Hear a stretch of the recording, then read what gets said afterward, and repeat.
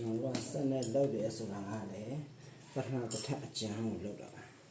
နောက်တစ်ထပ်ကျတော့လက်နဲ့ပဲလက်ရတယ်ပဲ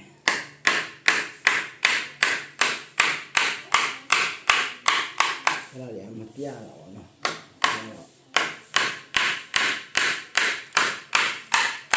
တချို့ကလက်နဲ့လက်ကပြောနေကြလို့ပေါ့နော်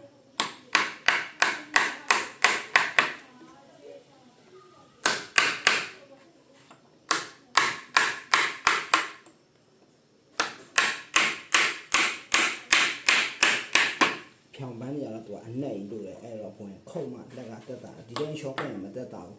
မန္တလေးပန်းလေးလိုတိမ်တိမ်ချက်ချက်လေးဖြစ်မှာပေါ့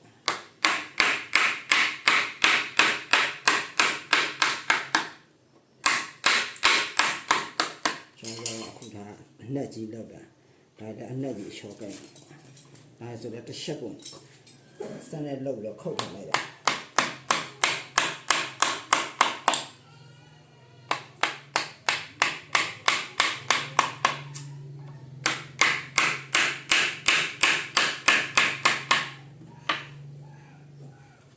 ဒါဆိုရင်ပို့ဆိုရက်လက်တွေလက်ခဏလေးဒါအနာတော့ခုတ်ထားလိုက်တော့လက်ကနဲ့တက်တာပြီးမှအသားလေးရှော့ကန်လေးအောင်အဲ့လိုမျိုးလုပ်တာစက်နဲ့လုပ်တယ်ဆိုရင်စက်နဲ့အပီတက်တော့လုပ်တယ်တော့မဟုတ်ဘူးပေါ့နော်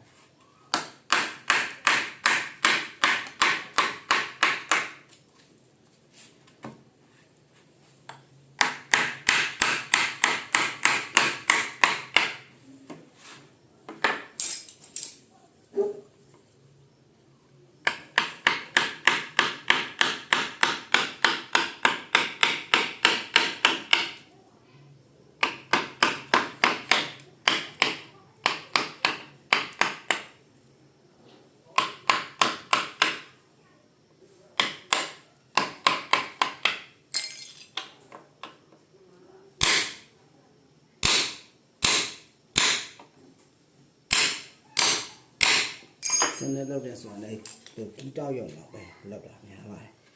ကျွန်တော်လက်ပဲလောက်တာပါပန်းသမားတွေခံနေများတော့